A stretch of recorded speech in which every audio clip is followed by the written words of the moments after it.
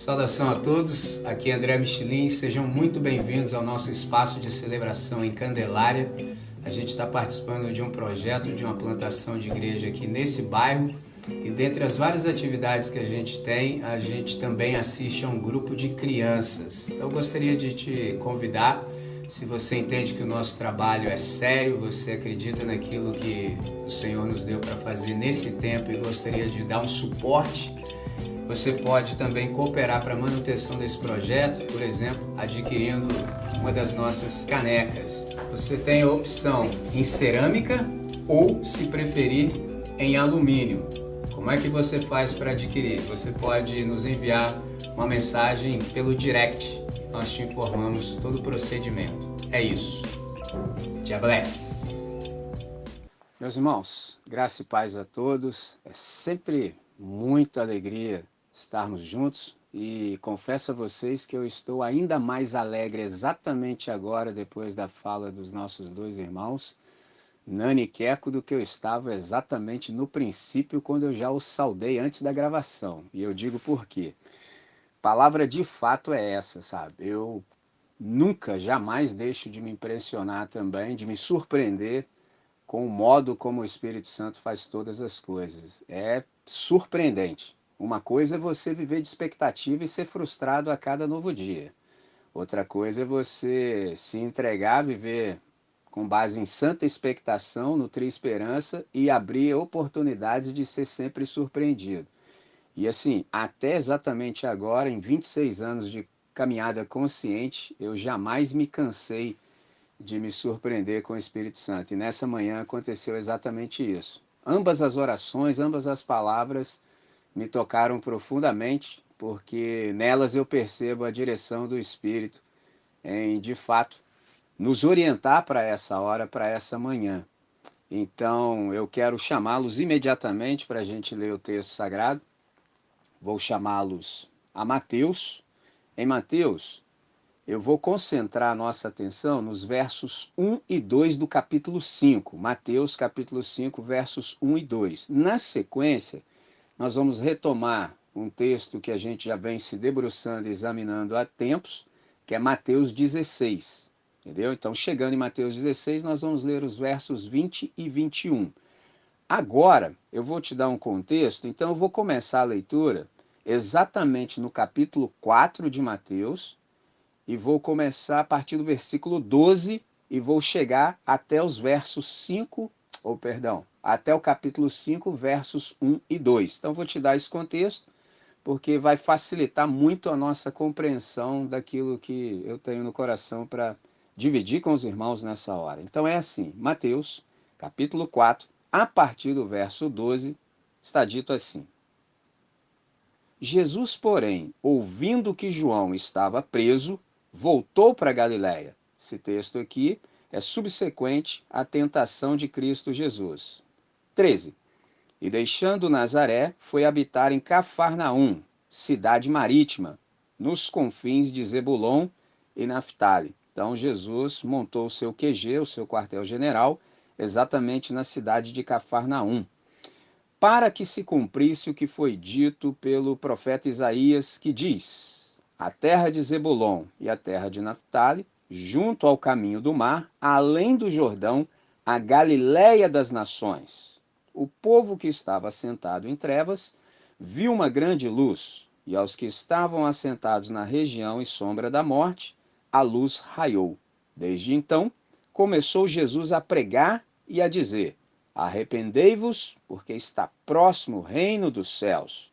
E Jesus, andando junto ao mar da Galiléia, viu a dois irmãos, Simão, chamado Pedro, e André, seu irmão, que lançavam redes ao mar, porque eram pescadores. E disse-lhes: vinde após mim, e eu vos farei pescadores de homens. Então eles, deixando logo as redes, seguiram-no. E adiantando-se dali, viu outros dois irmãos, Tiago, filho de Zebedeu, e João, seu irmão, num barco com seu pai Zebedeu, consertando as redes. E chamou-os. E eles, deixando imediatamente o barco e seu pai, seguiram-no. E percorria Jesus toda a Galiléia, ensinando nas sinagogas e pregando o evangelho do reino e curando todas as enfermidades e moléstias entre o povo. E a sua fama correu por toda a Síria e traziam-lhe todos os que padeciam oprimidos por várias enfermidades e tormentos, e os endemoniados, os lunáticos e os paralíticos, e ele os curava. E seguia-o uma grande multidão da Galiléia, de Decápolis, de Jerusalém, da Judéia e de além do Jordão. Capítulo 5, versos 1 e 2. E Jesus, vendo essa multidão, subiu a um monte, e assentando-se, aproximaram-se dele os seus discípulos. E abrindo a sua boca, os ensinava, dizendo. Agora, venham comigo exatamente para o capítulo 16, onde nós já estamos há um tempo, sempre aprofundando compreensão. Versos 20 e 21. Então mandou aos seus discípulos que a ninguém dissessem que ele era o Cristo. Desde então, começou a Jesus a mostrar aos seus discípulos que convinha ir a Jerusalém e padecer muitas coisas dos anciãos e dos principais sacerdotes e dos escribas, e ser morto e ser ressuscitado ao terceiro dia. De tudo isso que nós lemos, você há de perceber que há uma palavra que foi repetida, apareceu de modo reincidente por pelo menos 3 vezes. A palavra é discípulo. Então eu lhe chamo para grife essa palavra, porque hoje eu quero dar exatamente um clique sobre ela para que a gente obtenha ainda mais compreensão do que é ser um discípulo. Então eu vou te chamar para a gente fazer ainda essa oração. Senhor, é com muita alegria que nós invocamos o teu nome. Sobremodo e sobretudo nessa hora que nós percebemos a tua mão nos guiando, nos orientando, e como foi dito aqui, a gente percebe o alinhamento profundo de todos nós com aquilo que o Senhor tem para nós experimentarmos nessa hora. Sendo assim, Senhor, a nossa súplica é tão somente uma. Não nos deixes desviar, não nos deixes distrair de tudo quanto o teu Espírito quer nos comunicar nesse tempo. Então, coloca-nos na frequência certa de tal maneira que a tua palavra nos seja agradável aos ouvidos. Abre o nosso entendimento de tal modo que possamos compreender com extensão e profundidade tudo quanto o Senhor quer nos comunicar. Para o máximo louvor da sua glória, nosso benefício e benefício daqueles que são, de fato, assistidos por nós, tua igreja. Em nome de Cristo Jesus, oramos agradecidos. Amém, Senhor. Amém. Muito bem.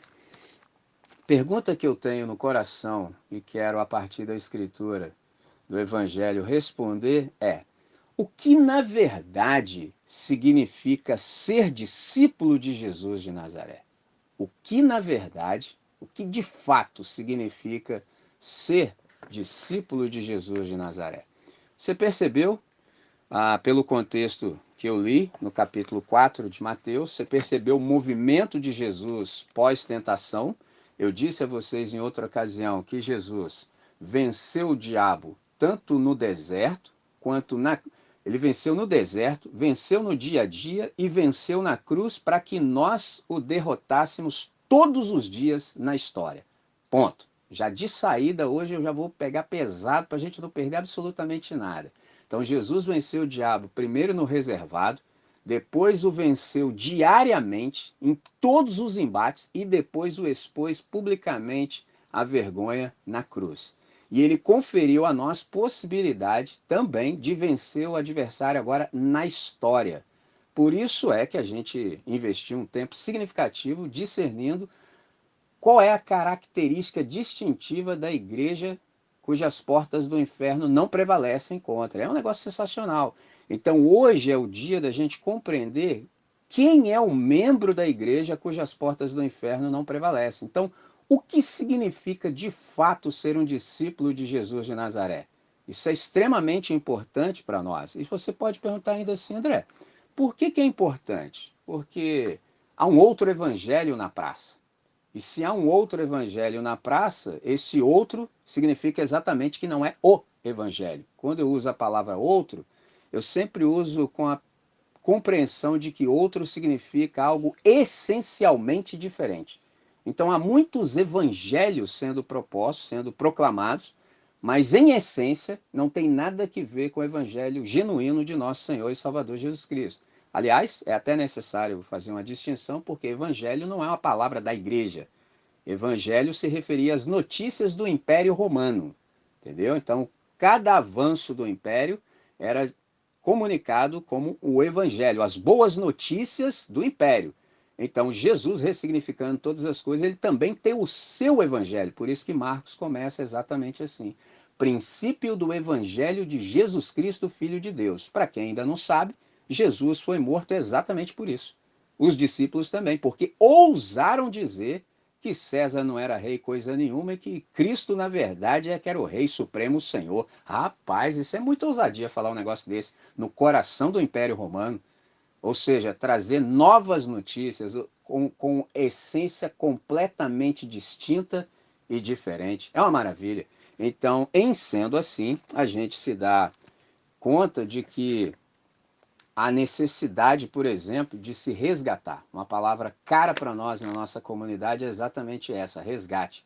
Desde o princípio, desde a nossa primeira celebração, eu tenho me empenhado a dizer à nossa igreja aquilo que é imprescindível. Ou seja, sem isso aqui a gente não vive.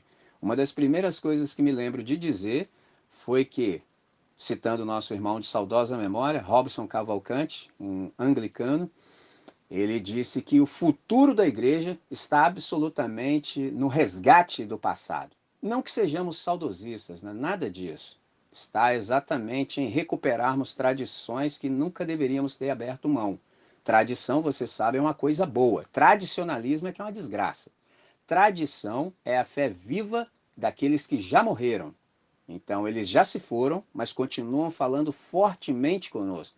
Tradicionalismo é a fé morta daqueles que ainda estão vivos. Por isso que é uma desgraça absoluta. Então, todas as vezes que a gente resgata o passado, a gente faz bem. Por exemplo, em pensando sobre a arte do discipulado, eu me dei conta que eu tenho aqui na minha biblioteca um texto que tem um nome sugestivo. A arte perdida de fazer discípulos. Por que é uma arte perdida? Ora, se nem o evangelho que é pregado é o evangelho, o resultado, o fruto disso, jamais serão discípulos. Não vai aparecer discípulo coisa nenhuma, vai aparecer um consumidor do que a religião lá tem para oferecer, os mercadores, os empresários da fé, etc, etc. Agora, discípulo de Jesus de Nazaré que transtorna o mundo, você nunca vai encontrar a partir de uma falsa pregação, ou seja, a partir de outro evangelho. Então, hoje, essa pergunta para nós é muito cara. O que de fato significa ser discípulo de Jesus de Nazaré?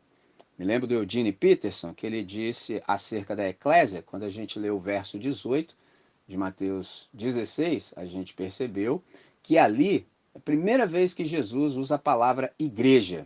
A palavra igreja, no grego, é eclésia ou eclesia. É a reunião dos chamados para fora. Também não é uma palavra nossa, é uma palavra emprestada. Só que Jesus confere um novo significado a essa palavra. No nosso caso, igreja é a reunião dos chamados para fora do pecado, para uma nova realidade, para sermos instruídos por Jesus de Nazaré, para a gente aprender a ser gente do jeito que gente deve ser. Então, Eugene Peterson, ele disse o seguinte: o Espírito Santo de Deus chama e forma esse povo, ou seja, forma a igreja. Deus quer fazer algo conosco e deseja fazê-lo em comunidade. Estamos inseridos naquilo que Deus está fazendo e estamos inseridos em conjunto. É comunitário. É lindo isso. Igreja, por definição, é uma comunidade. Então, saber o que é de fato um discípulo é imprescindível, é essencial para nós. E algo interessante que eu discerni nas minhas investigações é que a palavra cristão, como um adjetivo, ela aparece apenas 3 vezes no Novo Testamento. Se você buscar pela palavra cristão, ela aparece tão somente 3 vezes. Se você quer tomar nota, Atos 11:26 é a primeira vez que os discípulos são chamados de cristãos em Antioquia. E detalhe, esse chamamento de cristão era no aspecto pejorativo, ou seja, era um escárnio, não era algo positivo. Os caras estavam debochando os nossos irmãos originais. Ah, então quer dizer que vocês são cristãos, entendeu? Era um escárnio. Então a primeira vez. A segunda vez, Atos 26, 28. Terceira vez, 1 de Pedro, capítulo 4, verso 16. Só 3 vezes aparece, por exemplo, a palavra cristão no Novo Testamento. Eu digo isso porque hoje a gente vive dias difíceis em que falsos evangelhos são pregados. Isso também gera falsos evangélicos. Não dá nem para falar que você é evangélico, porque evangélico é aquilo que carrega a essência, a característica distintiva do evangelho. Ora, aqui no Brasil não dá para você falar um negócio desse. Não dá para você falar que você é evangélico, senão você fica tendo que explicar demais. Como a gente às vezes não tem tempo de explicar, a gente fica procurando designações. Ah, eu sou cristão, ah, eu sou isso. Meu irmão, só vai dar ruim. Não tem como dar bom esse negócio. Cristão só aparece 3 vezes na escritura. Crente, 12 vezes. Porque o cara antigamente falou, sou crente. Aí você enchia até a boca. Hoje tá queimado. Fala que você é crente pra você ver o que acontece com você. Fala em público aí, pra você ver se coisa boa surge. Nem pastor tá dando para falar, vocês estão cansados de saber disso. Entendeu? Só 12 vezes.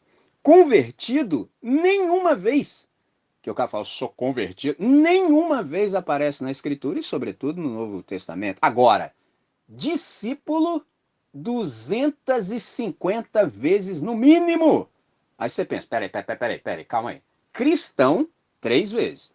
Crente, 12. Convertido, nenhuma. Agora, discípulo, 250. Ah, então isso quer dizer muita coisa para nós. Nós, irmãos, somos discípulos de Jesus de Nazaré. Se você falar que você é crente, vai. Se você falar que você é convertido, vai. Isso aí, ó, não custa nada. Agora, fala que você é discípulo de Jesus de Nazaré para você ver quanto que custa. Ah, mas custa muito, porque no mínimo espera-se que você seja como. Entendeu? Porque se você fala, por exemplo, igual os caras inventam, o fulano é meu discípulo. Eu falei, sai fora, rapaz, tá louco? Só Jesus de Nazaré pode ter discípulo. Só ele pode, só ele está autorizado. E aí tem implicações. Se eu sou discípulo dele, preciso ser como ele. Esse é o ponto. O que dá é, em eu sendo discípulo de Jesus, eu posso ter pessoas que me imitam na maneira como eu imito a Cristo. Isso está tudo certo, não tem problema nenhum. Agora, falar que fulano é meu discípulo, poxa, isso é bom mesmo, hein? Só para não deixar ninguém em suspense, para que alguém pudesse ter discípulos, era simples. É só você descer do céu, entendeu? Você desce do céu, vive 30 anos na tranquila, sem ninguém perceber muita coisa sobre você. Quando o pai lhe der o comando, você inicia a vida pública, assim como a gente viu no capítulo 4, faz sinais, prodígios e maravilhas, vive de modo incólume, sem pecar. Depois disso, você se entrega voluntariamente, vai à cruz, entendeu? Vai à cruz, é morto, ao terceiro dia você é ressuscitado. Passa mais 40 dias, entendeu? Falando das coisas concernentes ao reino de Deus. Depois você é assunto aos céus e depois você aguarda a segunda vinda quando o Pai te enviar de volta. Enquanto isso, é evidente que você aguarda, você rege toda a criação também. É possível algum de nós fazer isso? Todo mundo já está falando, é claro que não. Ora, então também não é possível que nenhum de nós tenha discípulos. Os discípulos são de Jesus de Nazaré. Lindo, simples assim, tudo fica direitinho, sem problema algum. Então, quando a gente observa isso, nós também notamos que aqui florescem novas possibilidades de sentido. Por isso, saber o que de fato significa ser discípulo é absolutamente essencial. Ainda alguém pode perguntar, mas por quê? Porque definir o discípulo, discernir o discipulado, é também definir e discernir as suas relações com Cristo, o Filho do Deus vivo. Tudo fica nos conformes. E para que a gente precisa também ter esse discernimento? Para que se possa viver de modo coerente. Coerente com o que, pode ser a pergunta? Coerente com exatamente aquilo que o Nani orou conosco e nós dissemos amém, e eu com muito gosto. Para que a gente possa viver de modo coerente com a vontade de Deus. Aí a pergunta, por excelência, agora é: e o que é a vontade de Deus? O que é a vontade de Deus? A vontade de Deus é a norma de funcionalidade do cosmos. Vontade de Deus é a norma de funcionalidade do universo. Ou seja, é o que faz todas as coisas funcionarem. Logo, tudo que está fora da vontade de Deus está disfuncional, não cumpre o seu papel existencial, não cumpre o seu telos. Por isso que é horrível quando a gente vai contra a vontade de Deus. Nesse sentido, observe como Jesus é inteligentíssimo. Ele viu uma multidão, você viu de onde essa multidão era oriunda, são várias cidades que compõem a multidão que foi atrás de Jesus. Jesus vendo, isso também é uma lição magnífica para nós, Jesus é o Deus que vê, é o Deus que percebe, ele sobe uma montanha e ele sabe que ele não tem recurso para falar para a multidão, e ele, inteligentíssimo, ao invés dele se ocupar com a multidão, Jesus nos ensinou uma lição magnífica. Ele se ocupa com quem a multidão segue. Esse é o segredo. Por isso que ele se assenta, e se assentar em Israel é estabelecer um código de comunicação. A aula vai ter início, porque em Israel os mestres se assentam para ensinar. Daí a nossa ideia de cátedra, cadeira. Então eles se assentam, os discípulos se acercam, se sentam, assim como Maria, entendeu? Se assentam aos pés e começam a absorver a lição do dia. Então, Jesus está dando a constituição da vida dos discípulos, que equivocadamente as pessoas chamam de sermão do monte. Não é sermão, é o ensino do monte. Ou seja, a comunidade que vai se reunir em torno de mim vai ter esse padrão de vivência. É assim o modus vivendi. Ouçam-me. Aí ele abre a boca e começa a ensinar. É um negócio lindo, vai do capítulo 5 ao capítulo 7. Então, você vê como é que Jesus é extraordinariamente inteligente. Repito, ao invés dele se ocupar com a multidão, ele se ocupa com quem a multidão segue. Qual é o segredo da vida? Exatamente esse que Jesus ensinou. Por isso que cada um de nós precisa saber de fato o que significa ser um discípulo. Então, respondendo agora que já estamos devidamente ambientados, um discípulo é alguém que se relaciona e interage com. Há um relacionamento e há uma interação. Discípulo é uma pessoa em constante processo de transformação, que são feitas agentes também de transformação. Então, cada um de nós está sendo transformado continuamente e ato contínuo e ato consequente, a gente também se torna agente de transformação. É um negócio lindo. Então, à medida que acontece em mim, eu também posso proclamar isso para outras pessoas também ouvirem e, se decidirem favoravelmente, também podem entrar nesse processo de transformação. Então, o discípulo também é alguém que é uma expressão de Jesus no mundo. Isso é lindo. Discípulo é alguém que é uma expressão de Jesus no mundo. Discípulo, na verdade, é uma testemunha. E aí eu chamo vocês exatamente para esse texto aqui, ó, Atos, capítulo 1. Atos capítulo 1. Atos capítulo 1. Eu vou ler com você o verso 6, 7 e 8. Vou te dar um contexto e a nossa atenção se fixa exatamente no verso 8. Aqueles, pois, que se haviam reunido perguntaram-lhe: quem são esses aqui que haviam se reunido? Os discípulos. Nós estamos agora nos 40 dias que Jesus deu aula pós-ressurreição. Então, aqueles que haviam se reunido perguntaram-lhe, dizendo: Senhor, restaurarás tu neste tempo o reino a Israel? Resposta do Senhor: não vos pertence saber os tempos ou as estações que o Pai estabeleceu pelo seu próprio poder. 8. Mas recebereis o poder do Espírito Santo, que há de vir sobre vós, e ser-me-eis testemunhas, tanto em Jerusalém como em toda a Judéia e Samária e até os confins da terra. Então isso é lindo. Há um poder que faz com que sejamos quem o Senhor quer que sejamos após a salvação, após recebermos a nova vida em Cristo. A gente se torna testemunha. E interessante de sermos testemunhas que testemunhar não é sinônimo, por exemplo, de autobiografia. Olha que interessante. Olha como é que há uma nova compreensão. Geralmente a gente acha, pelo senso comum, que testemunhar é sair falando aí do que você viu, do que você ouviu, entendeu? Às vezes você até mente com a mão na Bíblia, é um negócio tenso isso aí. Mas no nosso caso, não. No nosso caso, testemunhar não é sinônimo de autobiografia. E olha que você ainda podia fazer um filme para você. Não, não, não, não. Sermos as testemunhas que o Pai quer que sejamos e nos dá poder para ser, é fazer Jesus cada vez mais conhecido.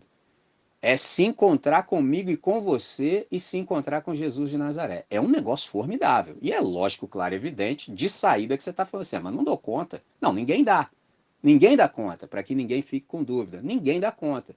Porque não damos conta e admitimos que conta não damos, é que o poder do Espírito está sobre nós para fazer com que aquilo que o Pai quer que seja, de fato, o seja. Não dá para a gente, em querendo, ser as testemunhas que o Pai quer. E isso faz, por exemplo, esse poder magnífico sobre nós, faz com que a gente viva de modo coerente. Eu me lembro de ter dito a vocês há algum tempo que o bom testemunho é o melhor sermão. E quando eu falo melhor sermão, na verdade, eu sempre complemento dizendo assim, nem é que é o melhor não, é o único. Entendeu? É o único sermão que a gente pode proclamar, é o nosso bom testemunho. Caso contrário, a gente está fazendo feio. Por quê? Porque nada manifesta mais nitidamente o nosso sistema de valores do que as nossas atitudes. A gente pode proclamar o que a gente quiser aos quatro ventos, mas na verdade o que as pessoas estão ouvindo são as nossas atitudes. Observe isso. É aquela ideia que também eu já disse em algumas ocasiões e quero fazer lembrar.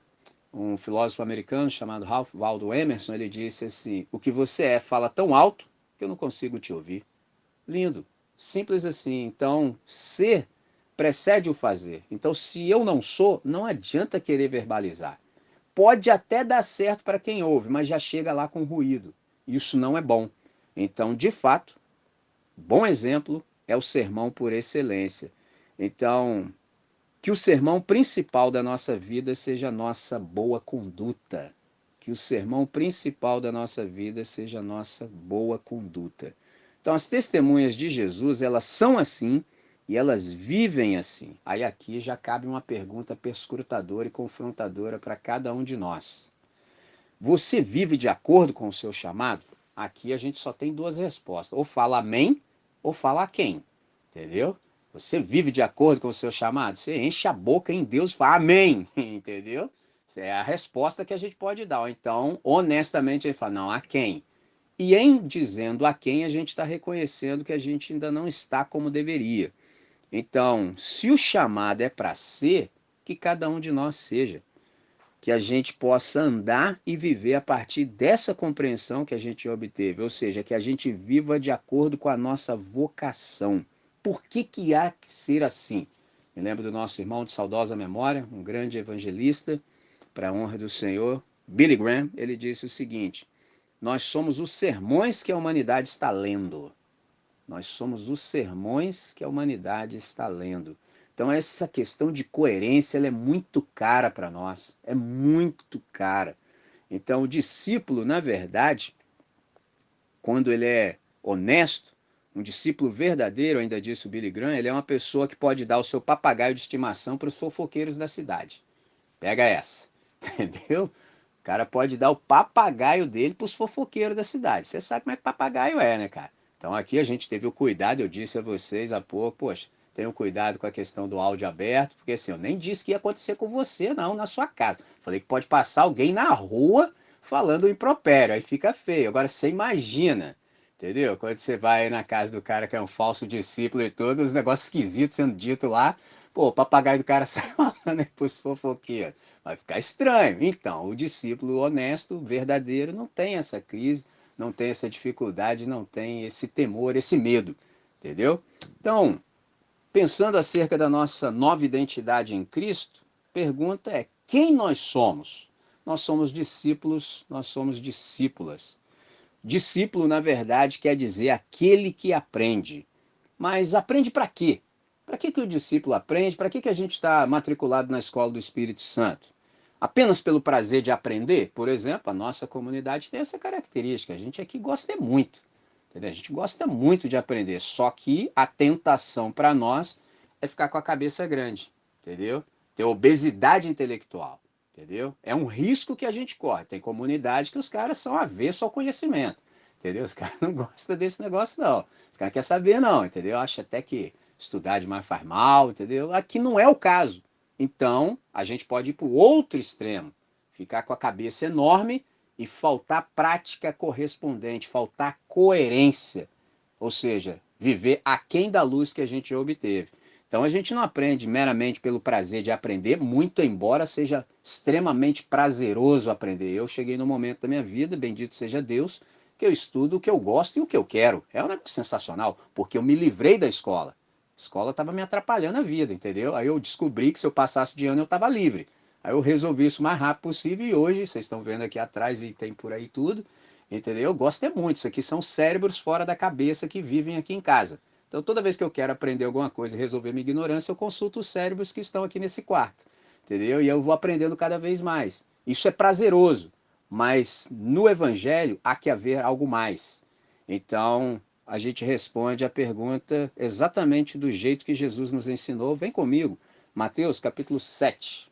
Mateus capítulo 7 é a conclusão do ensino do monte. Observe para que a gente aprende de Jesus de Nazaré.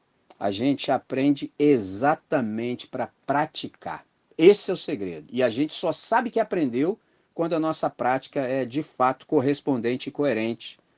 Observe, capítulo 7, entre os versos 24 a 27.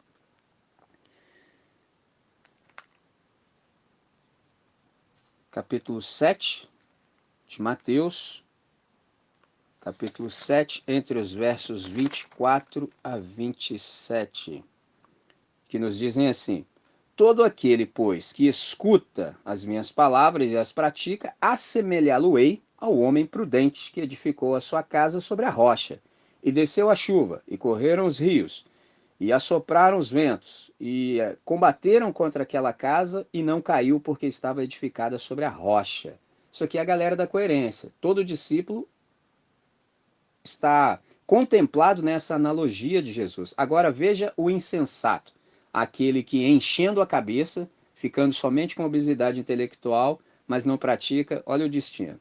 E aquele que ouve essas minhas palavras e não as cumpre, compará-lo-ei ao homem insensato, imbecil, idiota, o tolo, que edificou a sua casa sobre a areia, e desceu a chuva e correram os rios, e assopraram os ventos, e combateram aquela casa, e caiu.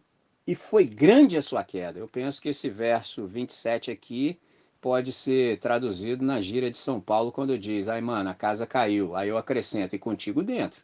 Esse é que é o problema, entendeu? A casa cai com você dentro dela. É tenso isso, entendeu? Então isso aqui é um antídoto para nós. Ou seja, aprendamos tudo o que há para se aprender, mas vivamos em conformidade. Caso não, vai ser uma grande insensatez, porque a gente está erigindo a nossa existência sobre areia movediça.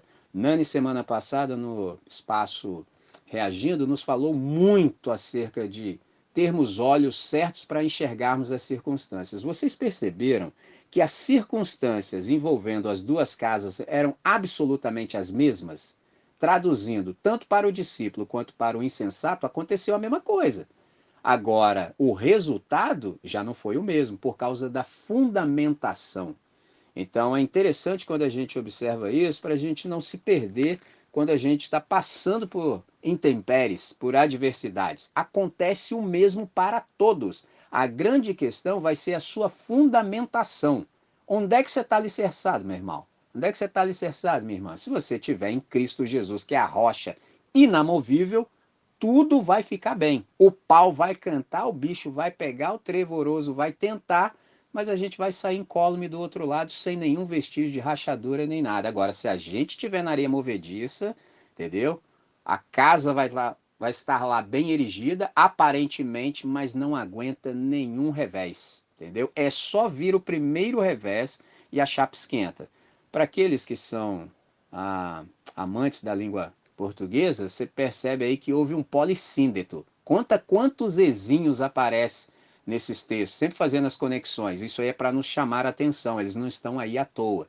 Então, note que o segredo da vida é estarmos bem alicerçados, bem firmados. Então, quando a gente fala acerca do discípulo, então a gente percebeu que a gente está aprendendo, está nesse processo de aprendizado contínuo, mas não é simplesmente para se deleitar nele, é para a gente aprender e colocar por obra, viver de acordo com aquilo que a gente já sabe ser o certo.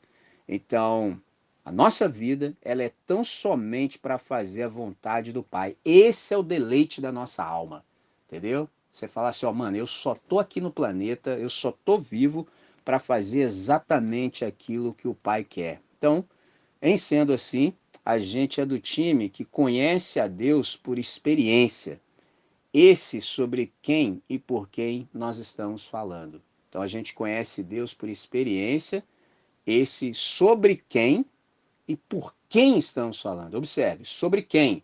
Todas as vezes que a gente abre os lábios, é sobre Deus que nós estamos falando. E por quem estamos falando. Olha que coisa sensacional. Então, se eu estou falando por quem, eu estou num papel de testemunha e embaixador. Ou, no caso das irmãs, embaixatrizes, creio que é isso. Agora até eu fiquei bolado aqui. Que se você puder me socorrer depois, eu creio que é isso. Se não for, é um neologismo, vai passar. Entendeu? Mas é isso. Então nós estamos falando por quem. É um negócio sensacional, não é coisa de pouca monta. Entendeu? O Fred vai até revirar agora com essa. Entendeu? É um negócio extraordinário. Então o que significa ser discípulo de fato? É alguém que se relaciona e interage com. São pessoas em constante processo de transformação que também são feitas agentes de transformação de realidades. Qualquer ambiente que a gente chegue e perceba que ele não está de acordo com o parâmetro do reino de Deus, a gente faz oração e aquilo ali começa a entrar no estado de transformação. E para que essa transformação se efetive, ganhe concretude, ganhe historicidade, a gente se apresenta para cumprir a vontade do Pai naquela ambiência. É um negócio lindo. Então, por isso a gente é agente de transformação. Então, a questão não é tanto a vida após a morte, mas a maneira como a gente vive aqui e agora a vida antes da morte. Então, salvação não é para quando a gente morrer para o céu. Salvação é para dentro da história. Então, por isso que Deus conta com a igreja dele exatamente aqui. Então, a gente tem a Jesus de Nazaré como nosso mestre por excelência. A gente só dá ouvidos a Jesus de Nazaré, o que significa que tudo mais está relativizado àquilo que Jesus diz. Então, ele tem esse poder incrível de ressignificar todas as coisas. Ele nos dá uma nova consciência que gera esse novo ser humano, que por sua vez gera uma nova comunidade. Olha que lindo. Cada discípulo de Jesus tem uma nova consciência. E isso gera um novo tipo de gente. E esse novo tipo de gente reunida gera uma nova humanidade. De trás para frente, a nova humanidade é a igreja. Entendeu? A nova humanidade é a igreja. O novo tipo de gente é o discípulo. Entendeu? Então, cada um de nós está sendo feito a cada novo dia mais parecido com o nosso modelo, que é o nosso irmão mais velho, Cristo Jesus. E a consciência é a consciência conforme o ensino do Evangelho. Olha que coisa maravilhosa, irmão. Olha que coisa linda, todos nós juntos. É um negócio sensacional. Por isso que eu disse a vocês, noutra ocasião, que igreja, em sendo vivida da maneira certa, ela se torna irresistível. Não tem como ninguém ficar fora da igreja. Não tem como. Todos os nossos anseios, eles são satisfeitos pelo Evangelho. E quem proclama o Evangelho é a igreja. Proclama porque vive. Então, quando as pessoas se deparam com gente vivendo do jeito certo, isso é esmagadoramente irresistível. Não tem como o cara ficar fora, meu irmão. Não tem jeito. Ele pula para dentro. Porque ele também consegue discernir o que evangelho não é. Aí fala, entendi agora, meu irmão. Pô, sério isso aí, por que você não me falou isso há mais tempo? Entende? Porque, infelizmente, os falsos evangelhos que são propagados, às vezes eles são midiáticos. Ou seja, tem muito mais apelo de propaganda e etc, etc. Tem muito mais dinheiro.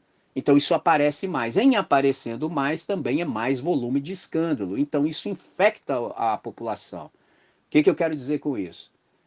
Se não houvesse essas nomenclaturas, por exemplo, como evangélico no Brasil, posso até estender para o mundo. Ou seja, os queimadores oficiais de filme de Jesus, Jesus seria irresistível. Me fiz entender? Porque o problema é que para chegar em Jesus, a galera precisa passar pela igreja, entendeu? Esse é que é o problema. Aí a igreja queima o filme. E é lógico, é evidente que eu estou colocando entre aspas. Pô, como é que o cara vai discernir Jesus sendo que os seguidores de Jesus são os queimadores de filme? Não tem jeito, fica difícil, dificulta muito. Dificulta demais, cara. Agora, quando isso não acontece e o Jesus do evangelho é exposto, ele é absolutamente irresistível. Entendeu? Eu estou aqui resistindo a, por exemplo, dar o testemunho do meu irmão Ganso. Cara, eu conheço o Ganso só há 34 anos. Entendeu? 34 anos. O dia que me parece que o Ganso falou assim, mas é isso aí? É ele que eu tenho em mente para dar esse exemplo. Tipo assim, falou, mas isso aí eu tô dentro já, ué. Entendeu? Que o problema era o contrário.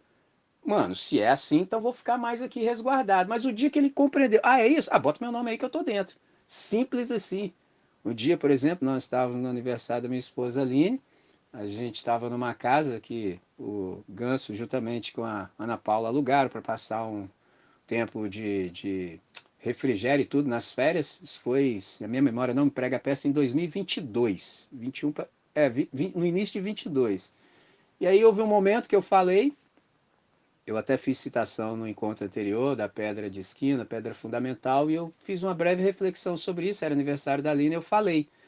E aí quando eu terminei, a Ana Paula deu um suspiro e falou assim, puxa vida, né? Podia ser sempre assim. Aí eu tava engatilhado ali, já cheguei na hora, eu falei, mas é assim. É que o pessoal foi se desvirtuando ao longo do processo, aí ficou essa loucura aí.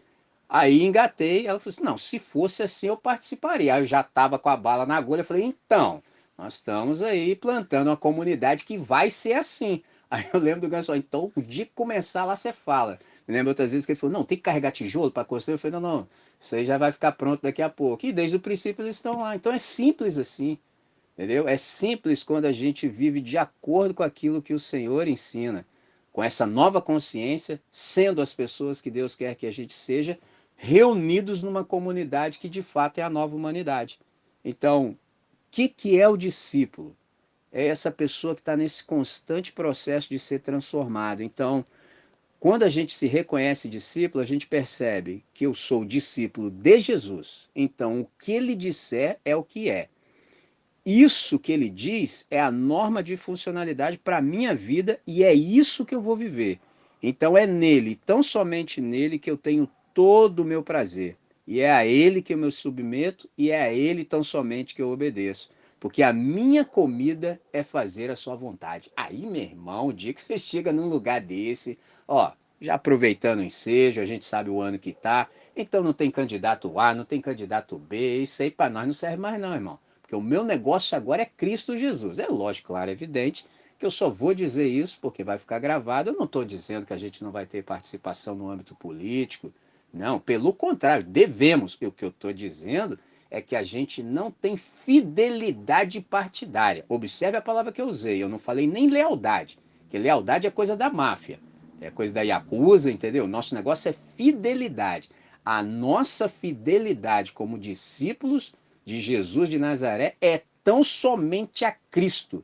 Porque se eu me envolvo, por exemplo, partidariamente falando, isso rouba de mim a minha isenção.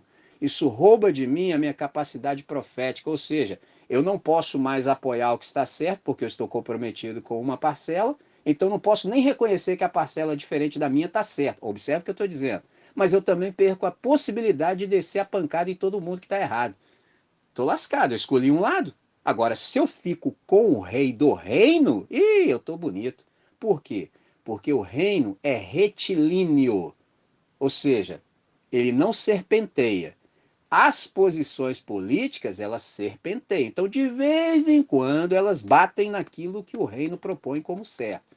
Eu, como grande espectador de tudo, observa, opa, vocês acertaram aqui. Continue aqui, ó, é aqui, ó. Mas se ele for para lá, falou, ops, volta. Mas e se eu perco isso porque eu estou ah, com a minha lealdade comprometida? Pronto, perdi a possibilidade do papel do exercício profético da igreja. Então a igreja é consciência do Estado. Olha que lindo. A igreja é consciência do Estado, já disse nosso irmão Martin Luther King. Então a gente está ali para supervisionar tudo e apontar os caminhos, porque quem está na luz somos nós. Quem sabe o que está acontecendo, quem sabe qual é a norma de funcionalidade do universo, somos nós. Quem tem o prazer na lei do Senhor, somos nós. Quem, por exemplo, se alegra profundamente em cumprir a vontade de Deus, somos nós. Quem tem como fundamento a vontade de Deus, somos nós. Quem se alimenta, quem tem como fonte de nutrição a vontade de Deus, tem como comida para a vida, somos nós. Então, lindo, você vai trocar isso? Mas tem muita gente no nosso país, por exemplo, que trocou. E isso joga, por exemplo, o nome de Jesus na lama e distorce absolutamente o que vem a ser, de fato, evangélico. Então aqui, de novo, eu ressalto, insisto, porque é necessário. Por isso que é imprescindível a gente saber o que é ser um discípulo de Jesus de Nazaré. Então, essa situação em Cristo, ela apresenta uma oportunidade para nós maravilhosa. Isso mesmo, uma oportunidade. Que tipo de oportunidade? Uma oportunidade para que a gente possa viver na liberdade do Espírito do Evangelho e ser aquilo que a gente deve ser. Essa é a nossa oportunidade. Então eu sei quem eu sou e eu tenho atitudes coerentes com a minha nova identidade. É exatamente isso que significa ser e ser um discípulo. Então, quem é, nunca precisa se esforçar para ser. É simples e simplesmente é. Portanto, nunca deixemos, por exemplo, de andar na verdade, já que a gente é. Então, nunca deixemos de ser o povo da vida. Essas duas coisas caminham juntas. A gente tanto anda na verdade, e esse andar aqui significa vivemos na verdade e pela verdade. E isso faz com que a gente seja o povo da vida, ou seja, a gente não fica vivendo na espiritosfera. Os nossos interesses, eles são sim pelo novo céu e pela nova terra, mas eles se manifestam exatamente na maneira como a gente vive aqui. Deixa eu me explicar um pouquinho mais. A gente é tão interessado na nova realidade que isso marca a maneira como a gente vive aqui, ao invés de nos fazer pessoas que não se importam. Pelo contrário, quanto mais percepção você tem do reino de Deus, da realidade vindoura, mais a maneira como você vive exatamente aqui no tempo e no espaço, no aqui e agora, vai ser afetada por isso. Então, no dia que a igreja de Jesus Cristo se der conta da total realidade daquilo que é, não haverá nada que possa nos deter o avanço. É lindo isso. Porque aí, meu irmão, você fala, nós somos isso, aí a compreensão cai em cada membro, cada discípulo. Então quer dizer que nós somos isso? Aí a pessoa que está instruindo fala, sim, meu irmão, nós vamos sair pelo mundo, é agora. Entendeu? Nós vamos sair pelo mundo, é agora proclamando essa boa mensagem. Então, a fé cristã, ela é grande demais para caber em quatro paredes, cara. Isso é lindo, sabe? A fé cristã é grande demais para ficar circunscrita. Nosso negócio é percorrer a criação, cara. Por isso que a gente procura adequar a nossa vida a essa leveza, para que nada nos atrapalhe o movimento. Então você perceba que há um avanço da igreja dos discípulos. Que Jesus disse, por exemplo, que os pecadores não eram eles que deveriam vir até nós. Nunca foi assim. Pelo contrário, nós é que devemos em todo o tempo ir até onde eles estão. Por isso que a igreja ela é extremamente necessária onde ela se faz mais necessária. Ela deve ser presente onde ela se faz mais necessária. E isso aqui nos confere esse movimento pela criação. Então, Nani, quando leu a canção, de novo eu vibrei e falei, mas não poderia ter algo mais pertinente para essa manhã. Semana passada foi o quê? Quando, juntamente com o Dani, nos falou nos entoou uma canção que falava sobre a gratidão que nós temos à Trindade por nos alcançar, nos salvar e nos libertar. Essas duas palavras. E hoje, o Nani, quando leu a canção Até Aqui, ela falava também acerca disso, desse nosso movimento pela vida. Isso é incrível. Então, depois que a gente tiver terminado aqui, a gente vai ter oportunidade de ouvir um pouco mais, mas eu gostaria que isso já ficasse gravado. Então, nesse nosso gerúndio existencial missional, a gente está sempre andando por toda parte, cooperando com o Senhor pela promoção da vida. Nosso negócio é promover vida.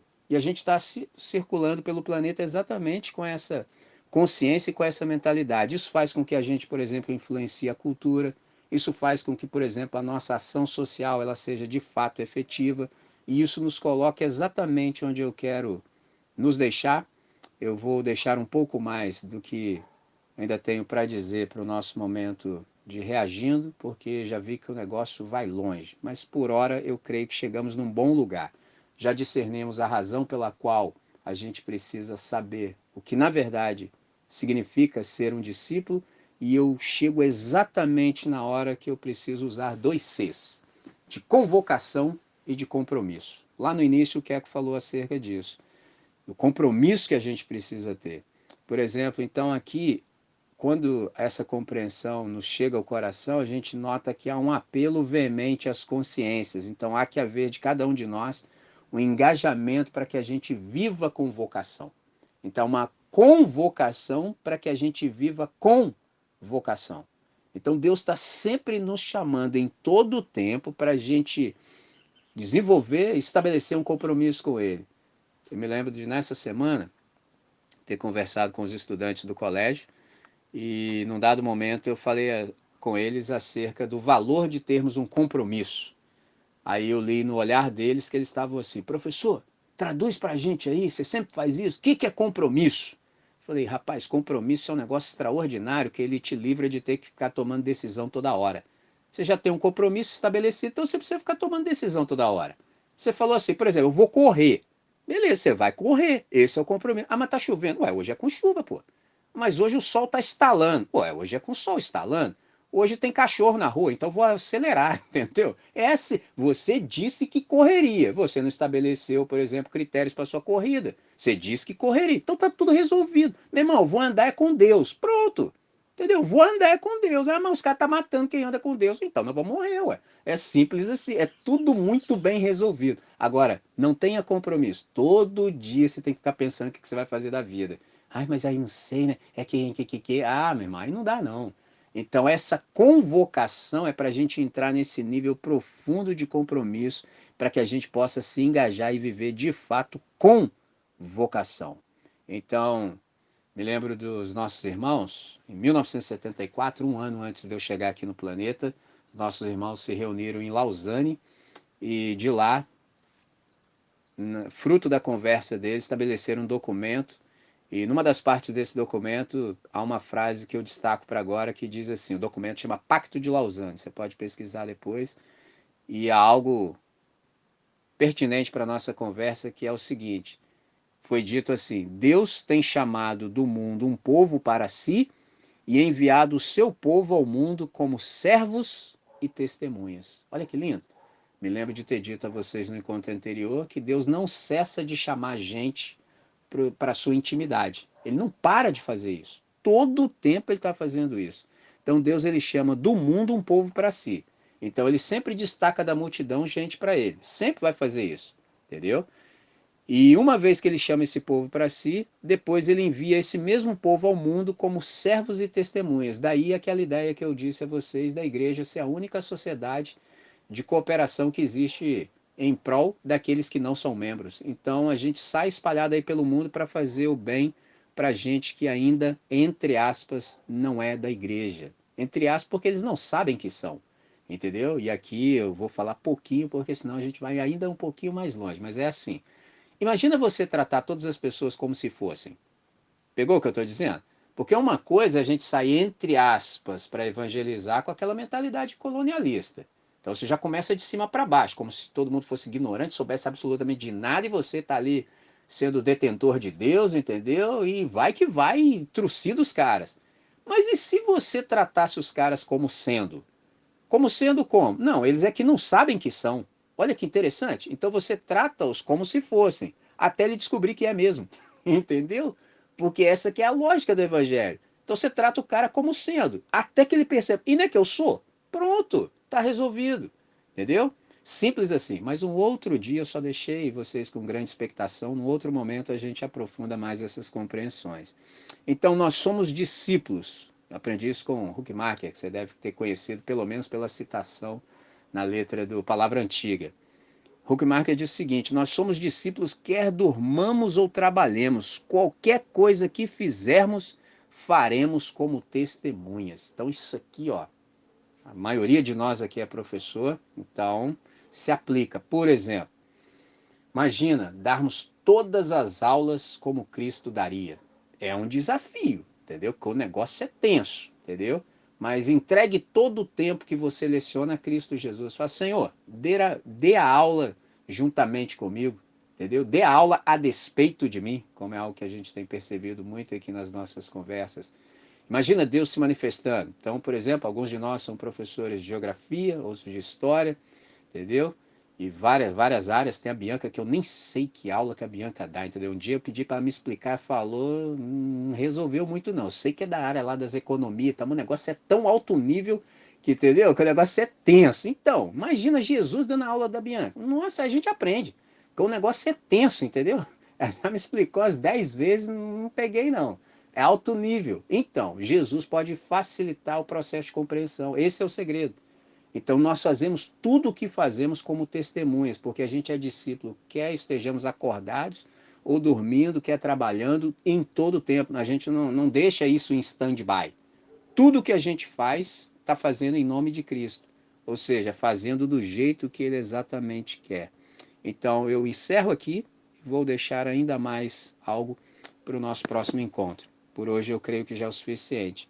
Com isso, eu encerro dizendo que o único modo de aferição da verdade do Evangelho, ele só pode acontecer na vida. Não tem outro lugar. O único lugar que a gente percebe se a gente está vivendo de fato do jeito que deve é na vida. Então, nesse caso, eu estava falando há pouco de sermos professores, os nossos estudantes vão ter que falar alguma coisa positiva sobre nós.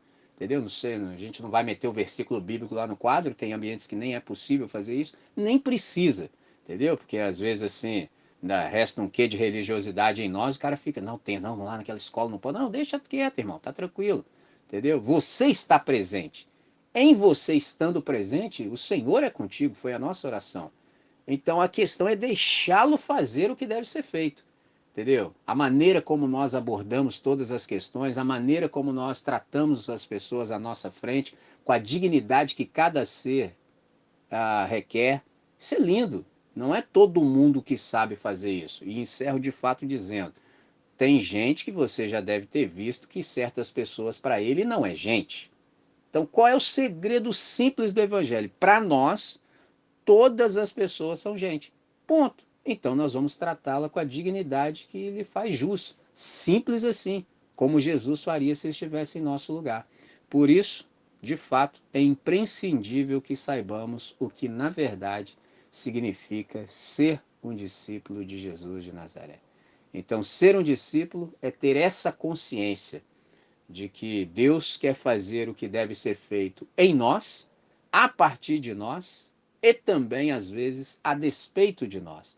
Então, em sendo assim, que a gente não ofereça nenhum tipo de resistência, que a gente seja, cada um, o melhor estudante que se possa ter de discípulo de Jesus de Nazaré, que a gente não ofereça nenhum tipo de obstáculo à ação maravilhosa do Espírito Santo, que a gente não resista, que a gente não abafe, que a gente não entristeça, pelo contrário, que a gente se abra, que a gente nessa manhã possa dizer, Senhor, eu compreendi, percebi que em muitos aspectos eu estou aquém do que deveria, me vejo confrontado por algumas questões nesse momento, quero resolver o que há para se resolver, de modo que em mim se possa verificar um discípulo e uma discípula de Cristo Jesus que vive para o máximo louvor da sua glória.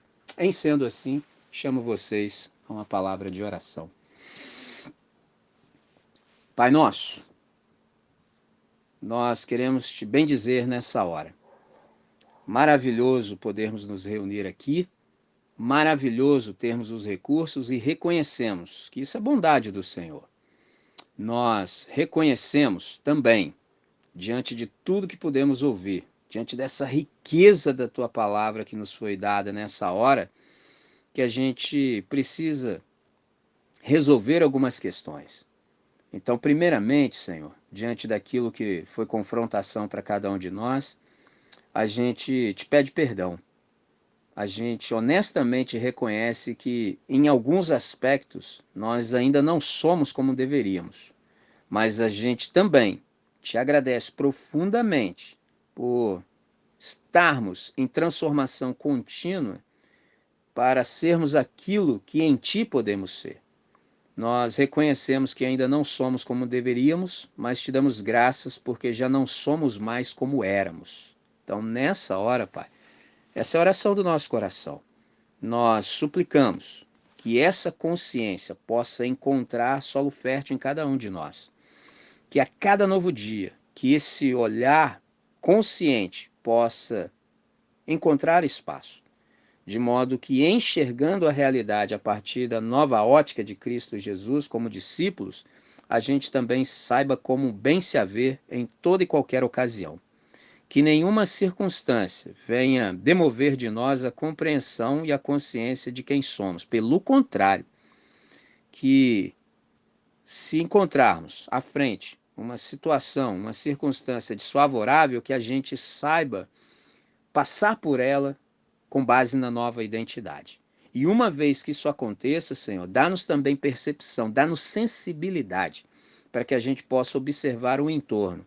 E, em havendo pessoas com os olhos fitos em nós, querendo saber como é que conseguimos viver daquele jeito, que a gente também tenha a boa palavra do Evangelho nos lábios. Então, dá-nos consciência de oportunidade, de modo que, uma vez vivendo do jeito que devemos viver, se necessário for, que a gente também possa verbalizar de acordo e da maneira correta.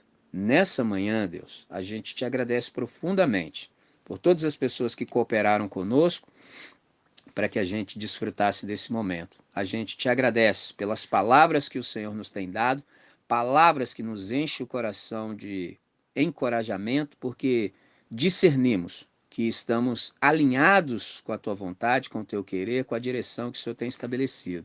Então, nesse sentido, a gente repousa, a gente descansa, a gente se alegra e a gente celebra o teu nome. E essa oração, ela é feita sempre no nome que está posto sobre a nossa comunidade, a comunidade dos discípulos. O nome de Cristo, o Filho do Deus vivo. Hoje e para sempre. Amém, Senhor. Amém.